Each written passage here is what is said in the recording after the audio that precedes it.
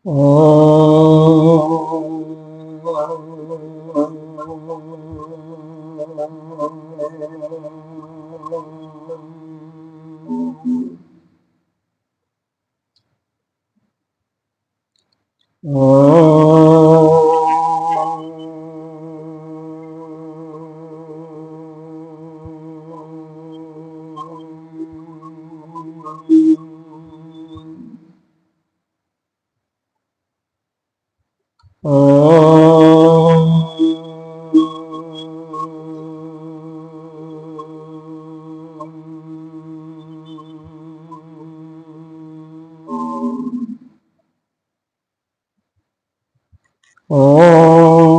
भद्रं कर्णेभिश्रियमदिवा भद्रं पश्येमाक्षभिर्यजत्रा स्त्रैरङ्गैः पुष्पवांसस्तनूभिः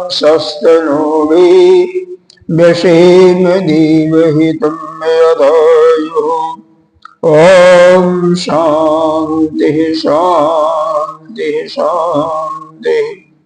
सोम स्वस्ति न इंद्रो मृदुश्रवाः स्वस्ति न पूषा विश्ववेदाः स्वस्ति नस्ताक्षर्यो अरिष्टनेमिः स्वस्ति नो बृहस्पतिर्दधातु। ॐ शान्ति शान्ति शान्तिः। शङ्करं शङ्कराचार्यं केशवं बादरायणं श्रोत्रभाष्य कृतौ वन्दे भगवन्तौ गुणागुणम् ईश्वरो गुरुरात्मीति मूर्तिभेदविभागिनि व्योमवत् व्याप्तदेहाय दक्षिणामूर्तये नमः। अखण्डमण्डलाकारं व्याप्तं येन चराचरं तदपदं दर्शितं येन तस्मै श्रीगुरुवे नमः। अज्ञानतिमिरान्धस्य ज्ञानाञ्जनशलाकया चक्षुरुन्मीलितं येन तस्मै श्रीगुरुवे नमः। गुरुर्ब्रह्मा गुरुर्विष्णु गुरुर्देवो महेश्वर गुरुसाक्षात् परं ब्रह्म तस्मै श्री गुरुवे नमः। त्वमेव माता च पिता त्वमेव बन्धो च सखा त्वमेव विद्या द्रविणं त्वमेव सर्वं मम देव गजाननं भूतगणाधिसेवितं कपिध्वजम्बो बलचारुभक्षम् उमाशतं शोकविनाशकारिकं नमामि विघ्नेश्वरपादपङ्कजम्। अनंत श्री योषित श्री 1008 पंचायती महानिर्वाणी अखाड़ा के वरिष्ठ श्रोत्रिय ब्रह्मनिष्ठ महामंडलेश्वर एवं उत्तर प्रदेश संत समाज की अध्यक्ष श्री सद्गुरुदेव भगवान के चरणों में कोटि कोटि नमन बंदन। निर्वाणा पीठाधीश्वर 1008 श्री पंचायती महानिर्वाणी अखाड़ा के आचार्य श्रोत्रिय ब्रह्मनिष्ठ महामंडलेश्वर एवं बीकानेर राजस्थान के राजगुरु के चरणों में स्वामी जी के चरणों में कोटि कोटि नमन बंदन। संतजन भक्तजन सभी के अंतःकरण में विराजमान आत्मस्वरूप परमात्मा को नमन करते हैं। आइए 56वें कारका पढ़ते हैं। जावत हेतु फलाविशः संसार तावदायतः क्षीणे हेतु फलाविषि संसारं न प्रपद्यते। हम लोग अथर्ववेदीय मांडव्य उपनिषद की आलात शांति प्रकरण का चिंतन कर रहे हैं। इसमें यह अभी तक हम लोगों ने जो चिंतन किया यह है कि सत से न सत की उत्पत्ति हो सकती है, न सत से असत की उत्पत्ति हो सकती है। इसी प्रकार असत से न असत की उत्पत्ति हो सकती है, न असत से सत की उत्पत्ति हो सकती है। इस प्रकार से आस्तिक और नास्तिक जो द्वैत के मानने वाले थे उनके विचारों का खंडन किया गया। अब यहाँ पर हेतु और फल जो यह विचार का श्रृंखला पहले इस पर चिंतन किया गया था, लेकिन भगवान भास्कर क्या गुरु गौड़पादाचार्य जी उसके उसी चीज को हम लोगों के अंतःकरण में दृढ़ करने के लिए उसका पुनः यहाँ पर चिंतन करा रहे हैं। क्या हेतु और फल। हेतु क्या है? हेतु को कहते हैं धर्म धर्म पाप या पुण्य। हेतु क्या है? शरीर। अरे फल क्या है? शरीर। तो यह जो हम कहते हैं कि धर्म अधर्म से ही शरीर की उत्पत्ति होती है या शरीर से ही धर्म अधर्म की उत्पत्ति होती है, बिना शरीर के धर्म अधर्म की उत्पत्ति नहीं, और जो धर्म अधर्म उसके अनुसार ही शरीर मिलता। तो वास्तव में यह दोनों है ही नहीं। क्यों नहीं है? क्योंकि जिस साधक के अंदर अभी अज्ञान पूर्ण रूप से निवृत्त नहीं हुआ है, यानी हेतु और फल का आग्रह है, उसके विचार में ऐसा यह दृढ़ बना हुआ है कि धर्म धर्म से ही शरीर की उत्पत्ति होती है, उसी के अनुसार हमें अमुक योनि मिलेगी, और फिर शरीर से ही धर्म धर्म की उत्पत्ति होती है। तो जिसके चित्त में आग्रह बना हुआ है कि ऐसा होगा ही, ऐसा हम करेंगे तो अगले जन्म में हमें इस चीज की उत्पत्ति, इस जीव का अमुक जीव का शरीर मिलेगा, ऐसा आग्रह उसका आग्रह है, ऐसा उसका विचार है, ऐसा उसकी आसक्ति है। तो यह किस कारण से है? द्वैत भाव के कारण से है। यह उसी के लिए है। लेकिन जिसके अंदर ज्ञान का की परिपक्वता हो गई, ज्ञान की दीप शिखा जल गई, उसका अविद्या नष्ट हो चुका, उसके लिए हेतु और फल की तो उत्पत्ति ही नहीं है। क्योंकि हेतु और फल क्षीण होते ही संसार ही गायब हो जाता है। ऐसा क्योंकि संसार की उत्पत्ति भी नहीं है, उन्हीं के लिए है जो अज्ञानी है, उन्हीं के लिए संसार है, ज्ञानियों के लिए संसार भी नहीं है।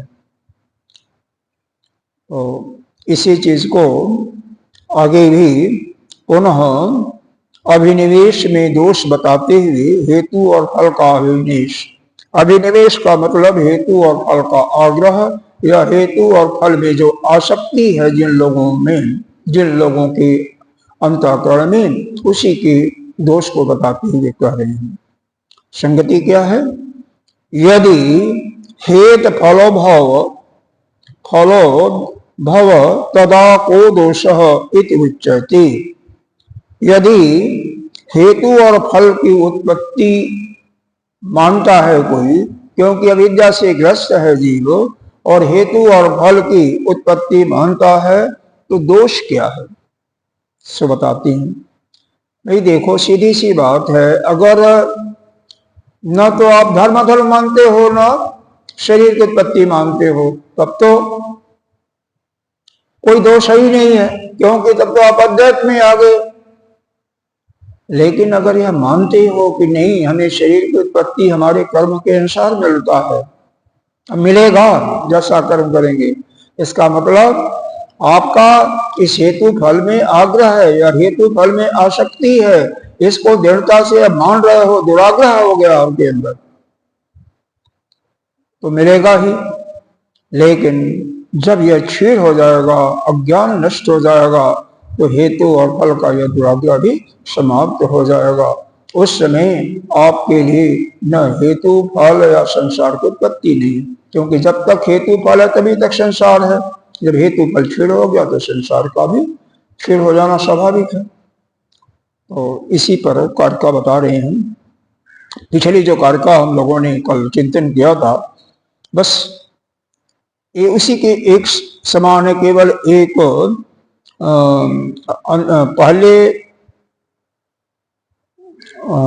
पहले लाइन का जो दूसरा जो चरण है उसी में थोड़ा सा परिवर्तन है।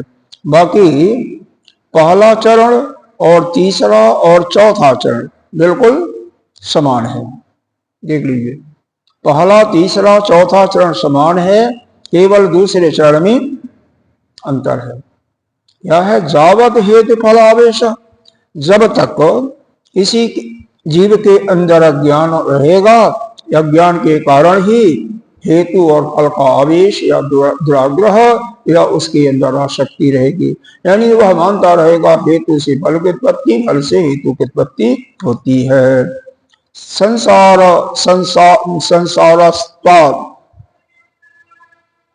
जब अदायतः, तभी तक उसके लिए संसार है। संसार तभी तक है, कब तक? जब तक द्वैत का भाव हमारे अंदर है या हमारे अंदर इसका आग्रह लेकर के बैठ गए हैं कि शरीर से धर्म होता है और धर्म से ही शरीर बनता है, तभी तक संसार है। क्षीणे हेतु फलावेश, जिस समय यह हेतु और फल में जो हमारा आवेश है, यानी पाप पुण्य यानी धर्म से शरीर बनता, शरीर का निर्माण और शरीर से यह धर्म होता है। यह जो हमारे अंदर दुराग्रह बैठ गया, विचारधारा बैठ गई है, जैसे ही यह समाप्त हो जाता है, क्षीण हो जाता है, वैसे ही संसार भी लुप्त हो जाता है। संसार को प्राप्ति नहीं होता, क्योंकि वो विद्वान संसार में आता ही नहीं। जब संसार में आया नहीं तो संसार को कहां से दिखेगा? पिछले में क्या था? यही था कि हेतु और फल की उत्पत्ति तभी तक है जब तक कि हेतु फल का आग्रह है, और इसमें उसके जगह संसार उदायतः कर दिया गया। बहुत अंतर और कुछ नहीं। आइए इसका भाष्य देखते हैं। जावत सम्यक दर्शनेन हेतु फल आवेशो न निवर्तन्ते क्षीण, मतलब जावत माने जब तक सम्यक दर्शन, सम्यक ज्ञान से हेतु और फल का जो आवेश है या हेतु और फल का जो आग्रह लेकर के बैठा हुआ है, जब तक वह न निवर्तन्ते, निवृत्त नहीं होता संसार तावत अदायत, तो तब तक वह संसार का विस्तार होता रहता है। मतलब अगर हम यह क्यों बना रखे हैं फिर कि धर्म से शरीर की उत्पत्ति होती है, तो छोड़ देना चाहिए, तो हमारे लिए संसार भी खत्म हो जाएगा। यानी जब शरीर नहीं किसी का निर्माण होगा तो क्या होगा? अपाय भी नहीं परमार्थिक दृष्टि से, तो हम अद्वैत में आ जाएंगे। क्षीणे पुनः हेतु फल आवेशे संसारम न प्रबद्धते कारण अभावात्, तो हेतु और फल का आवेश या दुराग्रह या आसक्ति समाप्त होते ही संसार की प्राप्ति नहीं होता। बहुत सीधा साधा है, मुश्किल तो है नहीं महाराज जी, लेकिन अंदर बैठाना है कि हमारा शरीर से पाप पुण्य भी नहीं होता। पाप पुण्य क्यों होता है? जब हम संसार में दैव मानते हैं ना, जब दो है ही नहीं, हम अकेले हैं, तो कौन पाप करेंगे, किसको मारेंगे, किसको क्या करेंगे? हाँ, जब तक हमारे अंदर ये भाव है कि नहीं हम तो अनियत हैं, यह मैं हूं और ये आप हो, यह अमुक है, जब ये समाप्त भावना ही हो गई, एक के सिवा, उस ब्रह्म के सिवा कोई है ही नहीं है, आप ही ब्रह्म हो, तो फिर किसको मारोगे, किससे द्वेष करोगे, किसके साथ विचार करोगे? सब कुछ समाप्त हो गया ना। जब सब कुछ समाप्त हो गया तो आपके सामने संसार भी समाप्त हो गया। अब अगली जो कारिका प्रारंभ होने जा रही है, उसके पहले प्रश्न पूछा जा रहा है कि ननु अजात आत्मनु अनेयत न अस्तेव तत्कथम हेतु फलयो संसारस्य च उत्पत्ति विनाशः उच्यते तया। विनाशः के बाद यहाँ पर नहीं, ठीक है, विनाश उच्यते तया, ठीक है, तया के बाद ही साइन ऑफ क्वेश्चन मार्क होगा। कह रहे हैं ननु, वो पक्षी क्या पूछ रहा है? अजात आत्मनु, ये जब आप यह कहते हो कि आत्मा जो है अजन्मा है, तो इसका मतलब आत्मा से भिन्न कोई नहीं है। न अनस्तेव, अगर आत्मा अजन्मा है, एक ही है, तो उससे भिन्न तो कोई है नहीं। यहाँ पर आत्मा का अर्थ उस शुद्ध आत्मा से लेना है। तत् कथम हेतु फल हो, तो फिर हेतु और फल का प्रश्न कहाँ हुआ? फिर हेतु और फल तथा संसार के च उत्पत्ति विनाश, तो जब हेतु और फल होगा ही नहीं तो संसार के उत्पत्ति और विनाश का प्रश्न कैसे उठेगा? तो वो भी तो तुम कैसे अब कह रहे हो? सिद्धांती पक्ष को कौन कह रहा है? यह द्वैतवादी कह रहे हैं कि जब आप एक तरफ तो यह कहते हो कि आत्मा जो है अजन्मा है, अब आत्मा अजन्मा है तो उससे भिन्न तो कोई है ही नहीं है, एक ही आत्मा है। तो जब ऐसा जब आप कहते हो तो यह संसार के हेतु और फल का यह प्रश्न कहाँ से उठता हुआ? क्योंकि हेतु और फल के कारण संसार की उत्पत्ति होती है और उसका विनाश होता। विनाश कब होता है? जब हेतु फल क्षीण हो जाता है, यानी उसके चित्त से हेतु फल का आग्रह दुराग्रह समाप्त हो जाता है। तो यह कैसे होता है, इसको हमें समझाइए। तो कहते हैं सुनो, क्या संवृत्ता जायते सर्वं शाश्वतं नास्ति तेन वै सद्भावी नहि अजं सर्वं ओक्षेदः तेन नास्ति वै। संवृत्ता कहते हैं व्यवहारिक दृष्टिकोण से, सर्वम जायते संवृत्या, तो सभी जितने यहाँ पर अब आत्मा शब्द का अर्थ जीवात्मा भी लीजिए और जितने भी जड़ चेतन वस्तु हैं सभी को ले लीजिए। क्योंकि पीछे आया था ना, पिछली कारिका में लिया था, 54वें कारिका में आत्मा शब्द का बाह्य वस्तु लिया गया था, और उसके बहुत पहले कारिका में आत्मा शब्द का अर्थ क्या लिया गया था? यह जीव भी लिया गया था। जीव तो है ही है, जीव भी है और आत्मा का शब्द आत्मा भी होता है। तो चाहे चेतन हो या जड़ वस्तु हो, वो जायते समृद्धा, उसकी उत्पत्ति कैसे होती है? व्यवहारिक दृष्टिकोण से, व्यवहारिक जगत में ही उसकी उत्पत्ति होती है। हम जो जीव का जन्म मानते हैं वह केवल व्यवहारिक जगत में, क्योंकि परमार्थिक दृष्टि से कोई उत्पत्ति है ही नहीं है। शाश्वतम नास्ति तेन वही, इसीलिए वह नित्य नहीं है। ना शाश्वतम कौन? यानी यह जो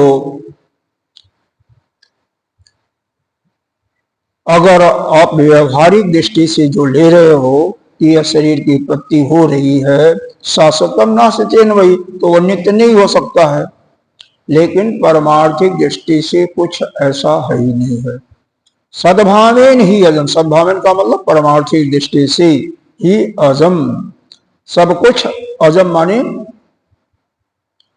और माने नहीं, जब माने उत्पन्न होना, तो जो उत्पन्न ही नहीं होता, कोई चीज उत्पन्न ही नहीं होता। सर्वम उच्छेद, और किसी का नाश भी नहीं। उच्छेद माने विनाश, तेन नाश वही, और उसका विनाश भी नहीं है।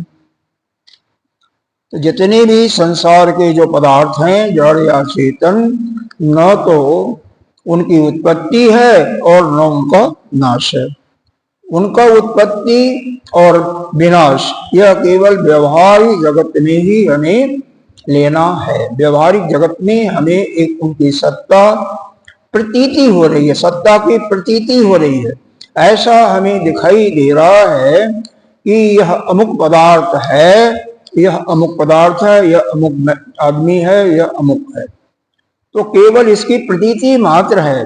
वास्तव में तो परमार्थिक दृष्टि से किसी की, चाहे वह पदार्थ जड़ हो या चेतन हो, किसी की उत्पत्ति होती ही नहीं।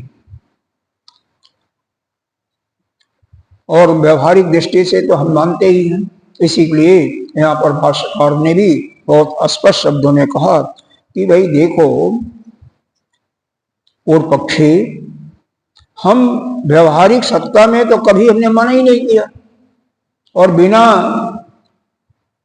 इस सृष्टि के, इस संसार के कोई व्यवहार हो ही नहीं सकता है। और संसार को हम मानते हैं तो सभी वस्तुओं की उत्पत्ति मानते हैं, मानना ही है।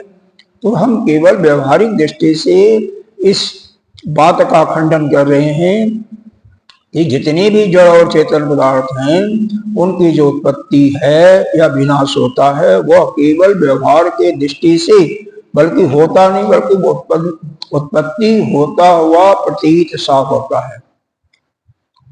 क्योंकि होता है एक अलग हो जाएगा, और केवल प्रतीति होती है वो बात अलग हो जाती है। तो केवल हमें प्रतीति होती है, और वास्तव में तो परमार्थिक दृष्टि से किसी की उत्पत्ति होती ही नहीं है। और जिसकी उत्पत्ति और विनाश होता वह शाश्वत हो नहीं सकता। इसका भाष्य संवृत्या का अर्थ दिया भाष्कर ने। संवरणम, संवृत्ति अविद्या विषयो लौकिको व्यवहारस्या संवृत्ता जायते सर्वम।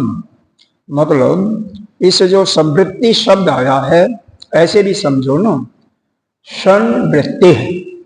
वृत्ति माने जिसके अंदर वृत्तियां उत्पन्न होती हैं। स माने वृत्ति के साथ जो वृत्तियां उत्पन्न हो रही हैं, तो किसके अंदर होगा? जहां अज्ञान होता है वहीं पर नाना प्रकार के विचार आते हैं, वृत्तियां उत्पन्न होती हैं। ज्ञान होने के बाद वृत्तियां अपने आप ही बंद हो जाती हैं। इसीलिए कहा गया है कि आप शांत बैठो, कुछ भी नहीं करो, और केवल जिस समय आपकी वृत्तियां शांत हो जाएं, 5 मिनट के लिए, 10 मिनट के लिए, तो इसका तात्पर्य है कि उस समय आप अपने स्वरूप में स्थित हो। ये वृत्तियां शांत होते ही हम अपने स्वरूप में आ जाते हैं। योग दर्शन में भी कहा गया है, योगः चित्त वृत्ति निरोधः, इसे भी सिद्ध होता है।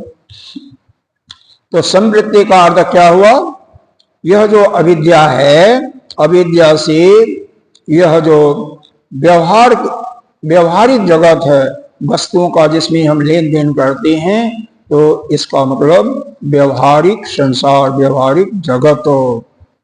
तेन अविद्या विषय शाश्वतम निष्ठम नास्ति। इसीलिए अविद्या के विषय होने के कारण शाश्वतम नित्यम नास्ति। ये जितने भी पदार्थ हैं, बाह्य पदार्थ हैं, वह नित्य नहीं हैं। अतः उत्पत्ति विनाश लक्षण संसार आयतः इति उच्यते। इसीलिए उत्पत्ति और विनाशील संसार विस्तृत है। मतलब यह हुआ कि जहां पर हम मान लेते हैं कि वस्तु की उत्पत्ति होती है, विनाश भी होता है, तो जब उत्पत्ति होगी तो वहीं पर संसार बढ़ चढ़ के दिखाई देता है।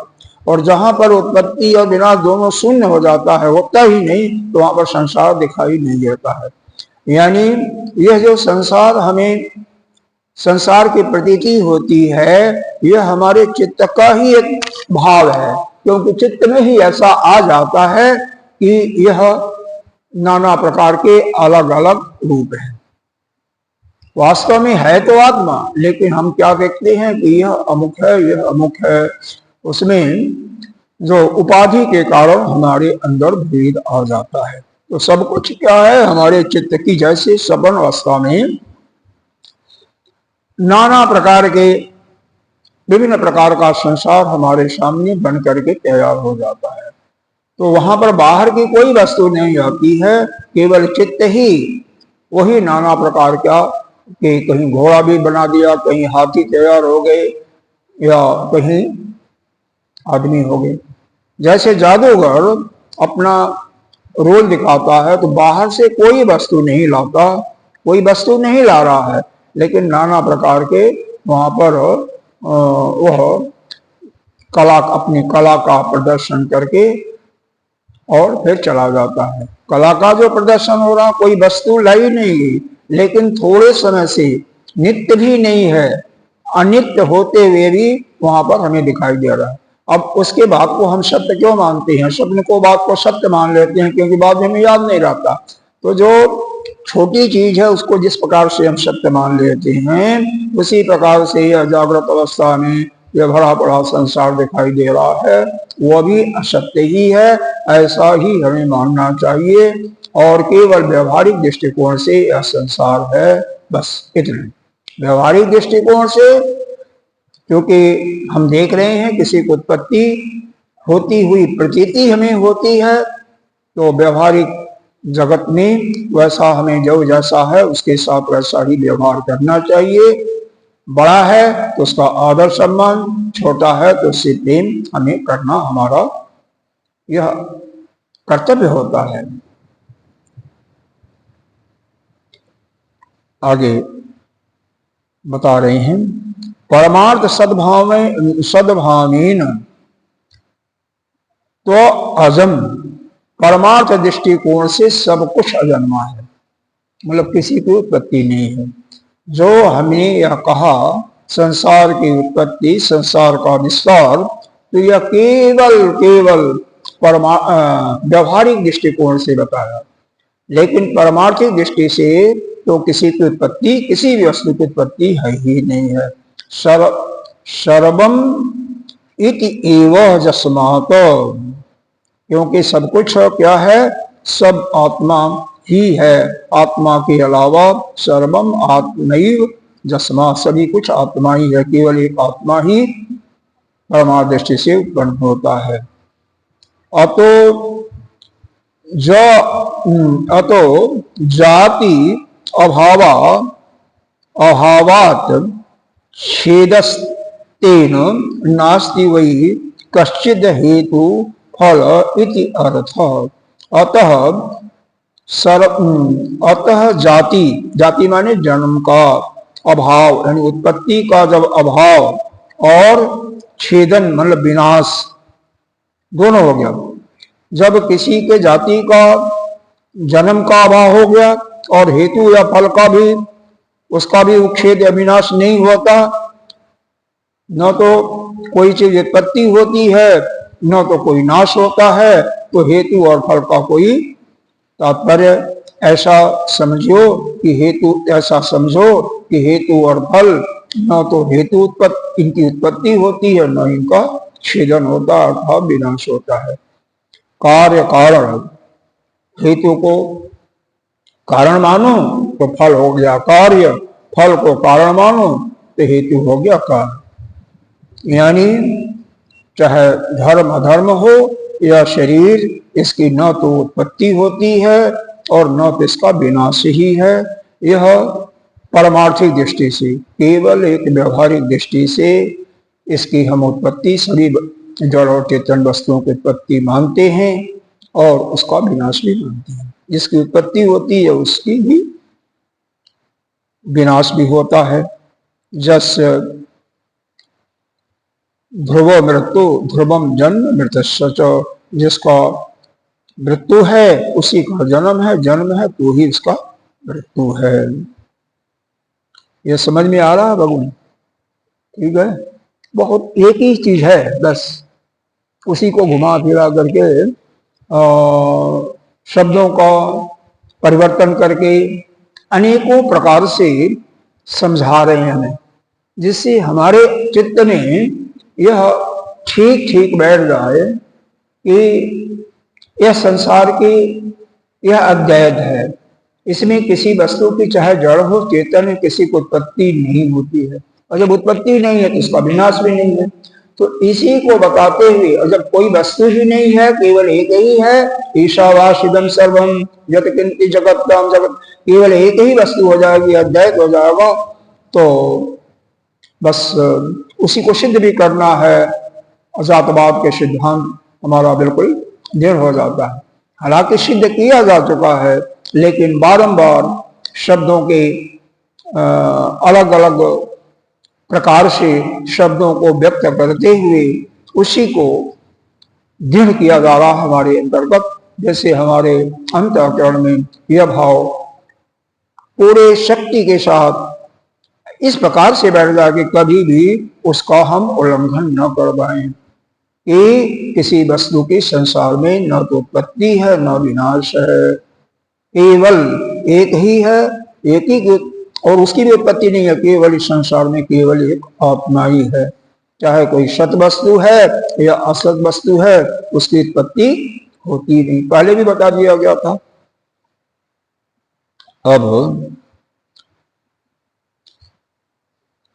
अब चूंकि जीवों का जन्म तो हमें मालूम हो रहा है, भाई हम दिखाई तो दे रहे हैं कि भाई आप क्या है, ब्रह्मानंद जी हैं, हम राघवानंद हैं, अमुक हरेश जी हैं, अन्य कोई है। तो ये जो हमें नाना प्रकार के लोग जब दिखाई दे रहे हैं, तो इसका मतलब तो उत्पत्ति है। तो कह रहे हैं यह जो जीव की उत्पत्ति है यह माया के कारण है, इनकी उत्पत्ति, इनकी प्रतीति हमें माया के कारण हो रही है, वास्तव में उत्पत्ति नहीं है। परमार्थिक दृष्टि से तो कोई उत्पत्ति है नहीं, क्योंकि जीव तो अजन्मा है, जीव तो अविनाशी है, उसका तो जन्म मृत्यु है ही नहीं है, लेकिन माया के कारण होता है। तो इसी को समझाने के लिए फिर यह अगली कारिका है, यह पढ़ते हैं। धर्मा यह इति जायन्ते जायन्ते तेन तत्वतः जन्म मायो उपम तेषां सा च माया न विद्यते। धर्मा यह इति जायन्ते जायन्ते तेन तत्वतः जन्म मायो उपम तेषां सा च माया न विद्यते। कह रहे हैं यहाँ पर धर्म का अर्थ जीव। जीव क्या कह रहे हैं? इति जायन्ते, जीव जो है कहे जाते हैं कि उत्पन्न होते हैं, हम देखते भी हैं कि अमुक बच्चा पैदा हुआ, अमुक पशु ये बच्चा हुआ, तो जायन्ते तेन तत्वतः, तो यह वास्तव में यह परमार्थिक दृष्टि से वह जीव नहीं उत्पन्न हो रहा है, तत्व के दृष्टि से उसकी उत्पत्ति नहीं हो रही है, बल्कि एक माया के कारण ही उसकी उत्पत्ति हो रही है। इसीलिए निचले पंक्ति में बताया गया जन्म माया उपम, यह जो जन्म है, जीवों की उत्पत्ति हमें जो दिखाई देती है, यह माया के सदृश है, माया के कारण है। तेषां च माया न विद्यते, और वास्तव में वह माया भी विद्यमान नहीं है। माया किसे कहते हैं? जो है, जो आपको दिखाई दे रहा है वो है नहीं, और जो है वो हमें दिखाई नहीं पड़ रहा, वही माया। जो हम देख रहे हैं वो है नहीं, और जो हमें नहीं दिखाई पड़ रहा हुआ है, यही माया है, विपर्य बुद्धि। तो यहां पर बताया गया धर्मा ज इति जायन्ते, मतलब यह धर्मा का मतलब जीव, जीव जो हमें उत्पन्न होते हुए दिखाई दे रहे हैं, यह वास्तव में व्यवहारिक दृष्टि से उत्पन्न होते हैं माया के कारण। जायन्ते जेन तत्वतः, तेन तत्वतः, तत्व के दृष्टि से या परमाणु दृष्टि से कोई उत्पत्ति तो है ही नहीं उनकी। जन्म माया उत्पम तेषाम, उनका जो जन्म है माया के कारण है, माया के सदृश दिखाई दे रहा है। हम साच माया नहीं देते, और वो माया भी विद्यमान नहीं है, क्योंकि अगर माया को विद्यमान मान लिया जाएगा तो वहां पर फिर झगड़ा हो जाएगा, पर वहां पर अद्वैत नहीं सिद्ध होगा। भाई एक तो परमात्मा और एक माया, दो हो जाएंगे, यहाँ दो हो गए तो हाँ अद्वैत की सिद्धि नहीं होगी। और वैसे भी माया क्या है, वह भगवान सोपाधिक जो ब्रह्म है उसी की है, उसके अंदर ही है, उसके बाहर नहीं है कोई, वही है, वो माया का स्वामी है। यही आपको पहले भी हर जगह बताया गया, हर जगह जगह पर। आइए भाष्य देखते हैं इसका। जे अपि आत्मनो अन्ये च धर्मा जायन्त इति कल्पयन्ते। करें जे माने जो भी, अपि माने भी जो भी, आत्मा का, आत्मा तथा अन्य मतलब यहाँ पर जड़ और चेतन दोनों को ले रहे हैं। अन्य मतलब बाह्य वस्तु, च धर्मा जायन्ते, यह जो इनकी उत्पत्ति होती है, मतलब आत्मा, आत्मा का मतलब जीव, और अन्य का मतलब बाहरी वस्तु। तो धर्मा से ही दोनों को ले सकते हैं कि जड़ और चेतन की जो उत्पत्ति हमें कल्पना कर रहे हैं या हमें प्रतीति हो रही है, तो इत एव प्रकारा यथोक्ता संवृत्ति निर्देशत इत संवृत्ति धर्मा जायन्ते। वे सभी प्रकार के जो जीव हैं या बाह्य पदार्थ हैं, जड़ या चेतन जो हैं, वह केवल जैसे पहले कारका में बताया गया, यह केवल व्यवहारिक दृष्टि से अविद्या के कारण ही उत्पन्न हो रहे हैं। मतलब वास्तव में इनकी उत्पत्ति नहीं है, केवल हमें उनकी प्रतीति होती है। न ते तत्वतः परमार्थ तत्व जायन्ते, किसी भी, न तो जीव का ही या न तो बाह्य पदार्थों का या जड़ या चेतन, किसी की उत्पत्ति है ही नहीं।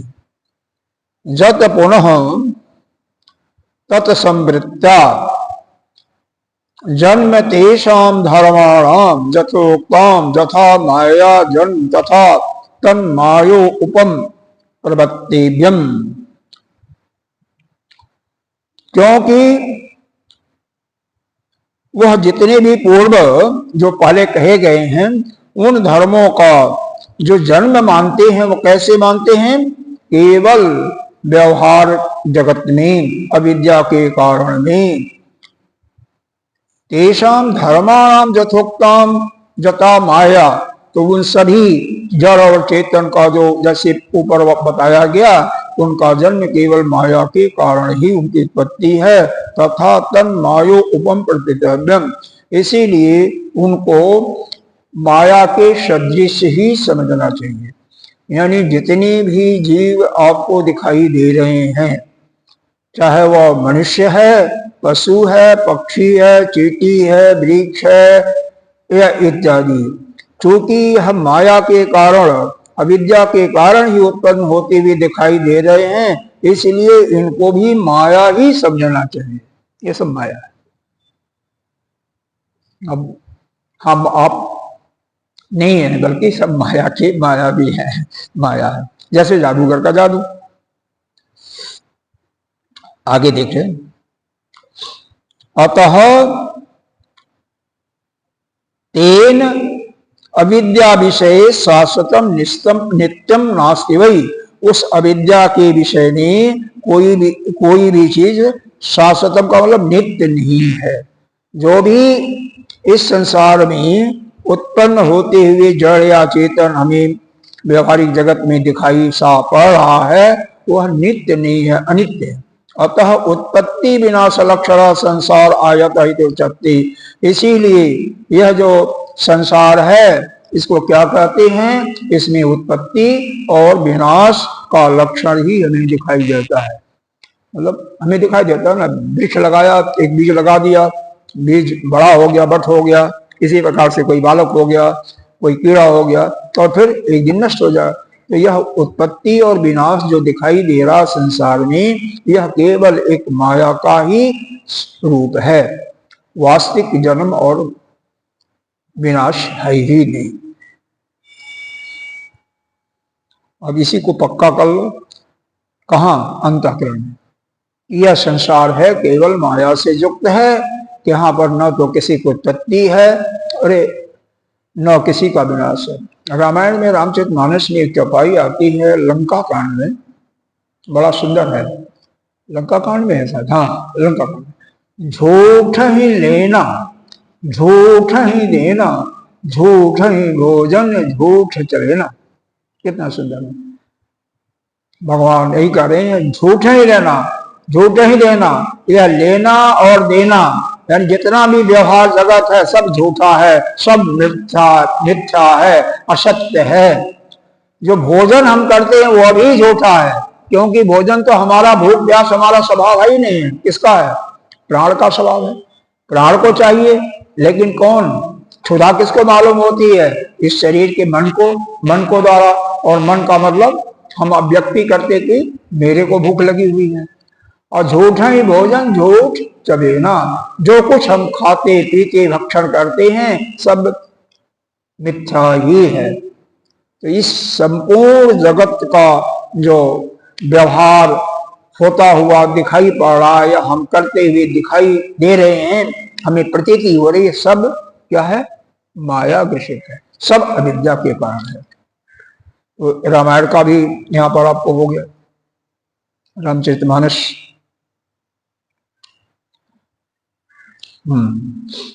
परमार्थ सद्भावेन त्वजम तो अजम सर्व आत्मैजस्मात्। परमार्थ सत्ता से सब कुछ तो अजन्मा केवल आत्मा ही है, आत्मा के अलावा किसी की उत्पत्ति है ही नहीं है। अतो जात्य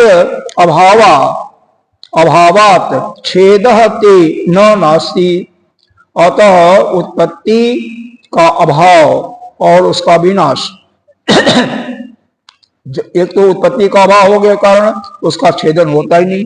जब किसी का उत्पत्ति नहीं है तो उसका छेदन, उसका विनाश भी नहीं है। कश्चित हेतु फल अर्थ, इसका मतलब यह हुआ कि न तो हेतु फल इनका उच्छेद होता है, न तो इनकी उत्पत्ति होती है।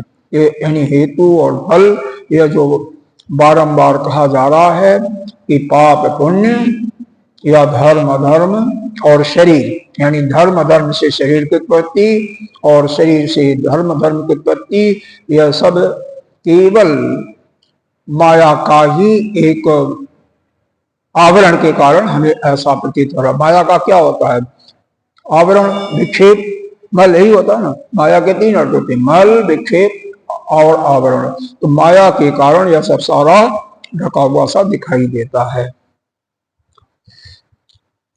यह संसार जो है ना, कुछ है नहीं यहाँ पर, केवल माया का ही एक शिकार है और कुछ नहीं है। अगली कार का देखिए, इसमें क्या लिख रहे हैं। इसमें फिर वही चीज की पुष्टि कर रहे हैं कि जीवों का जन्म जो है माया से ही युक्त है, उसी को पुनः पुष्ट कर रहे हैं। हमने क्या पढ़ा है? हाँ 56 57 अच्छा 98 पर का। धर्मा च इति जायन्ते तेन तत्वतः जन्म माया उपम तेषां सा च माया निविदति। धर्मा य इति जायन्ते तेन तत्वतः जन्म मायोपम तेषां सा च माया निविदति। धर्मा मतलब जीव, ज इति जायन्ते जो उत्पन्न हुए कहे जाते हैं कि जीव उत्पन्न हो रहे हैं, वह जायन्ते तत्वतः, इसका हुआ नहीं क्या? हुआ नहीं था? कौन सा हमने पीछे कौन सा काल का पढ़ा था? यही तो पढ़ लिया था ना, ये तो हो गया था ना, ये तो हो गया था। दोबारा हम, यह दूसरा है अनसेटिंग कर का, वही तो मैं सोच रहा हूं कि यह अच्छा, इसका जो है यह इस ऊपर वाली लाइन का, यह जो 241 पेज में है, भाष्य के लिए नहीं देखा मेरे ख्याल से। इसका भाष्य न देखने करके पीछे का भाष्य देख लिया था। आइए 2 मिनट में भाष्य देख लेते हैं। अगर नहीं देखा है दोबारा हो जाएगा, कोई बात नहीं। जे अपि आत्मनो अन्य च धर्मा जायंत इति कल्पन्ते, इसका भाष हो गया था। जो भी आत्मा का दूसरे धर्म उत्पन्न होते हैं, ऐसा कल्पना किया जाते हैं। इत एव प्रकारा यथोक्ता समृद्ध निर्दिशते इति समृद्धि धर्मा जायन्ते, यह सब लोक व्यवहार की दृष्टि से उत्पन्न होती, ये हो गया था। न ते तत्वतः परमार्थो, परमार्थ दृष्टि से कोई चित्त उत्पन्न नहीं होता है। जत पुनः तत् संवृत्त्या जन्म तेषां धर्माणां यथोक्तां यथा माया जन्म तथा तन्मायोपम प्रत्येतव्यम, इसका नहीं हुआ था, ये छूट करके पीछे चले गए थे। क्योंकि उन पूर्वोक्त धर्मों का जो व्यवहारिक दृष्टिकोण से जो जन्म है वह ऐसा है कि माया से होने वाला ही जन्म है। माया जन्म तथा तन्मायोपम, क्योंकि माया से जन्म हो रहा है इसलिए उसको माया के सदृश ही समझना चाहिए। तेषां धर्माणां यथोक्ता, जैसा कि पीछे बताया गया कि जीव जड़ और चेतन की उत्पत्ति जो हो रही है यथा माया, जैसे माया आपको दिखाई दे रही है वैसे इनकी उत्पत्ति होती है। तो इसीलिए इनका जन्म जो है, इनकी उत्पत्ति माया के सदृश ही समझना चाहिए। माया नाम वस्तु तरी, माया नाम की तो कोई वस्तु है ही नहीं है, कोई वस्तु सिद्ध होती है क्या? प्रश्न पूछा जा रहा है। माया तो एक वस्तु सिद्ध हो रही है, क्या सिद्ध होती है? तो आपका दर्द खत्म हो जाएगा। अच्छा, ये पेज फटाफट उल्टा पलटा हो रहे हैं, इसके कारण से हो रहा है। तो कह रहे हैं न एवं, ऐसा नहीं है। साच माया न विगते, माया तो कोई विद्यमान है ही नहीं है। तो माया इति अविद्यमान स आखे इति अप्राय, तात्पर्य है कि माया जो है कोई वस्तु जो अविद्यमान है, जो असत वस्तु है उसी का नाम माया है। जो दिखाई पड़ रही है उसका नाम माया नहीं है। तो यह संसार जो दिखाई पड़ रहा है यह समझ लो कि माया के सदृश है। यह केवल हमारे मन के अंदर जादूगर का जैसे खेल हम देखते हैं वैसे ही यह जादू है, वास्तव में इसकी आवश्यकता नहीं है। यह कुछ क्षण के लिए हमारे पास रहता है और फिर गायब हो जाता है। ठीक है ना।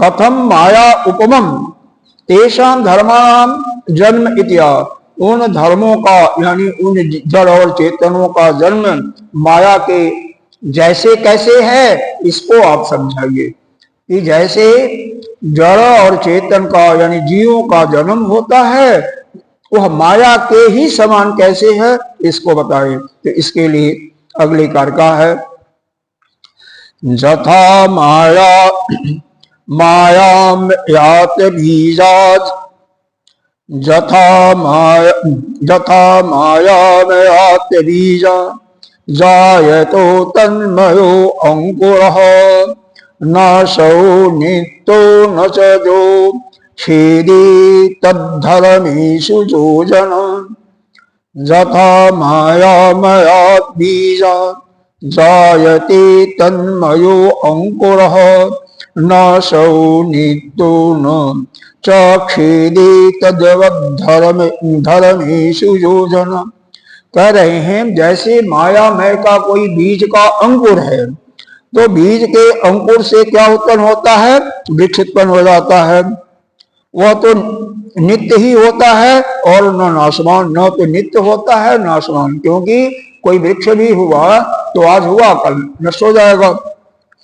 कल का मतलब किसी भी समय।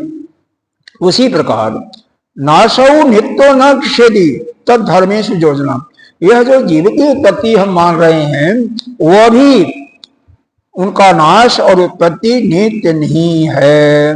वैसा ही युक्ति समझना चाहिए जैसे यह जीव इस संसार में उत्पन्न और नष्ट होते हुए दिखाई दे रहे हैं, इनकी प्रतीति हो रही है, तो इनको उसी प्रकार से समझना चाहिए जैसे कोई बीज है और बीज के अंकुर हुआ, बीज फूला, उसमें से अंकुर निकला और वृक्ष बन गया और फिर कुछ समय के बाद वह वृक्ष नष्ट हो जाता है।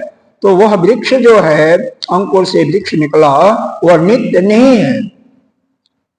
वह नित्य नहीं है, न तो उत्पत्ति उसकी नित्य है, न तो उसका विनाश मतलब उत्पत्ति और विनाश एक प्रकार से पारमार्थिक दृष्टि से उसका है ही नहीं। उसी प्रकार से यह जीव जो उत्पन्न होते हैं और विनाश होते हुए इनकी प्रतीति होती है, यह माया के सदृश है। वास्तव में किसी जीव की परमार्थिक तत्व से उत्पत्ति होती ही नहीं। मतलब एक प्रकार से यह युक्ति के रूप में यह बताना समझना चाहिए। अब इसका भाष्य देखो। यथा माया मया, पीछे भी आपको याद है, पीछे भी आया था ना, जैसे बीज से फल, वृक्ष की उत्पत्ति और फल वृक्ष से बीज की उत्पत्ति था। नहीं ध्यान आ रहा ब्रह्मानंद जी? जैसे एक उदाहरण आया था ना पहले कि बीज से ही वृक्ष की उत्पत्ति होती है, और बीज कहां से होता है? वृक्ष के फल लगता है तो फल से बीज होता है। यह बताया गया था पहले, नहीं ध्यान आ रहा? अरे इसने पूर्व पक्षी ने दिया था ना, द्वैतवादियों ने सिद्धांत दिया था ना, तो उसको नहीं माना था इन्होंने ना, कि वो अनादिकाल से चला आ रहा है। वो तो वृक्ष से कब वृक्ष हुआ, कब उसकी उत्पत्ति हुई, और कब उसके अंकुर उसके फल से अंकुर बीज निकला और फिर उत्पत्ति हुई, तो अनादि चला आ रहा है। उसको वहां पर अनादि मान लिया गया था। लेकिन यहाँ पर उसी को हवाला देते हुए यहाँ पर यह समझाया जा रहा है कि जैसे बीज से अंकुर निकलता है, वृक्ष निकलता है और वह फिर नष्ट हो जाता है, उसी प्रकार से यह जीव जो है नाशो, जीव का उत्पत्ति और विनाश उसी बीज के अंकुर जैसे ही मानना चाहिए। भाष्य छोटा सा है, देख लेते हैं। यथा माया मयात आम्रादि बीजा जायते, कह रहे हैं जिस प्रकार माया में आम आदि का बीज, माया में कोई आम है, अरे माया तो नहीं है बीज, लेकिन माया में ही सब उत्पन्न हो रहा है ना, तो उस बीज से माया में अंकुर उत्पन्न होता है। तन्मयो, माया में अंकुरो उत्पन्न होता है, नाशाव अंकुरो, और वह अंकुर न तो नित्य होता है न उसका नाश होता है, न छेदी विनाशी व भूत तत् एवं धर्मेश जन्म नाशादि योजना युक्ति ही। उसी प्रकार से जैसे एक माया में आम का बीज लिया, उससे माया में अंकुर उत्पन्न होता है, वह अंकुर न तो नित्य होता है और न नाशवान ही होता है। उसी प्रकार असत होने के कारण यह जीव की उत्पत्ति और विनाश यह सब सत्य नहीं है, यह सब असत है। यह केवल एक व्यवहारिक दृष्टिकोण से ही है, एक युक्ति है। तात्पर्य है कि परमार्थ किसी जीव की उत्पत्ति होती नहीं है, न तो उत्पत्ति है न तो उसका विनाश है। मतलब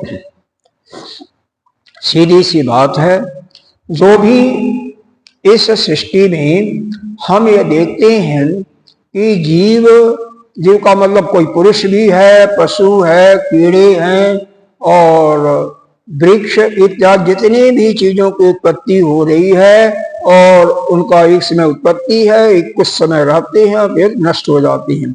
यह सब क्षणिक हैं। क्षणिक का मतलब नित्य नहीं है, अनित्य है, यह तो ठीक है, सिद्ध है। लेकिन इनका उत्पत्ति जो है वो हमें माया के सदृश यह प्रतीति हो रही है। यह केवल एक आभासी, हमें हमारे नेत्रों के सामने प्रतीति इनकी हो रही, जैसे स्वप्न में नाना प्रकार के दृश्य दिखाई देते हैं, उनकी एक प्रतीति है। वास्तव में वहां तो किसी चीज की न उत्पत्ति है और न तो कोई विनाश है। यह जो भी इनका उत्पत्ति और विनाश है, यह सब अनित्य है। तत्वतः यानी परमार्थ की दृष्टि से किसी भी चीज की न तो उत्पत्ति है और न तो कोई किसी चीज का विनाश ही है। यह यहां तक एक बार आपको 4 कार्य हो गए, 56, 57, 58, 59, इनका जो है एक बार आपको संक्षेप में इनकी समरी बताते हुए हम फिर आगे बढ़ेंगे। इन सबका अगर एक लाइन में या दो लाइन में कहना हो तो यह कह सकते हैं कि यह जिनकी ऐसी सोच है, ऐसा दुराग्रह मान करके बैठ जाते हैं कि धर्म अधर्म से शरीर की उत्पत्ति होती है और शरीर से ही धर्म अधर्म होता है, तो इनकी यह जो आग्रह, यह दुराग्रह, यह आसक्ति केवल अविद्या के कारण होती है। ठीक है, तो जब तक उनके अंदर अविद्या रहता है तभी यह हेतु फल यानी इस संसार का विस्तार होता हुआ देखा जाता है। जिस समय अविद्या क्षीण हो जाता है तो संसार भी नष्ट हो जाता है, पहले बताया गया था। फिर उसके बाद केवल यह जो सब कुछ है, यह जो उत्पत्ति दिखाई देती है केवल व्यवहारिक दृष्टि से, यह जो भी हमें बाह्य पदार्थों की उत्पत्ति इत्यादि देखते हैं, संवृत्त्या जायते सर्वम, सब कुछ जड़ और चेतन केवल व्यवहारिक दृष्टि से हमें दिखाई देते हैं, कोई उसमें से नित्य नहीं है परमार्थिक दृष्टि से, क्योंकि कोई वस्तु न तो उत्पन्न होता है न तो कोई नष्ट होता है, ये बताया गया था। और फिर उसके बाद जितने भी जीव पैदा होते हैं सब माया के तहत है। वैसे माया तो कुछ है नहीं, माया तो अभाव का नाम ही माया है, कोई चीज अविद्यमान है उसी को माया कहते हैं। माया का परिभाषा जानना चाहें तो जो कुछ है हमें वैसा प्रतीति नहीं होता, और जो है वैसा प्रतीत नहीं होता, जो हमें दिखाई देता है वह वास्तव में है नहीं, इसी को माया कहते हैं। ये याद है श्रीमद् भागवत का दूसरे अध्याय का 9वां श्लोक है, दूसरे स्कंद का 9वें अध्याय का श्लोक है, ऐसे कुछ है। अहम एवा शनेयाग्रे नान्यज्जद किंचित्, अहम एवा शनेयाग्रे नान्यज्जद किंचित्। वहां पर माया का ये पहला श्लोक की पहली लाइन है, अहम एवा शमे अग्रे नान्यज्जद किंचित्, मतलब सृष्टि के आरंभ में केवल मैं ही था, यानी कौन था? वह केवल वह परमात्मा ही था, उसके अतिरिक्त तो कोई नहीं था। सृष्टि के अंत में और बीच में भी वह केवल माया है, और वही केवल परमात्मा है, और उसके अतिरिक्त और कोई नहीं था।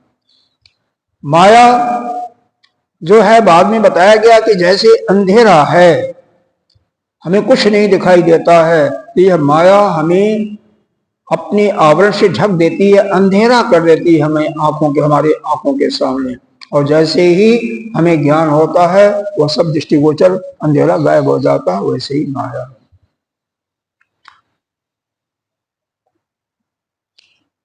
तो फिर यह बताया गया जितने भी जीव पैदा होते हैं वह तत्व के दृष्टि से नहीं उत्पन्न होते हैं, केवल माया के सदृश उत्पन्न होते हैं। उनका माया के सदृश ही उनको समझना चाहिए, और माया तो कहीं विद्यमान होती ही नहीं, माया तो विद्यमान है ही नहीं, क्योंकि अभाव का नाम ही माया है।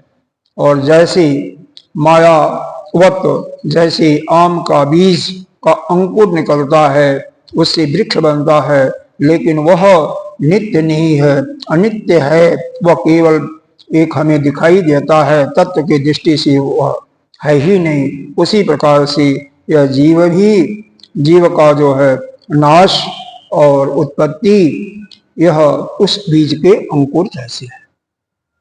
यही इतना हम 4 श्लोकों का भाव है। तो यह समझें कि यह संसार कैसा है, माया में संसार है। अविद्या जब तक हमारे अंदर रहेगी, माया के अंधेरे में हम चलते रहेंगे, हमें संसार दिखाई देगा।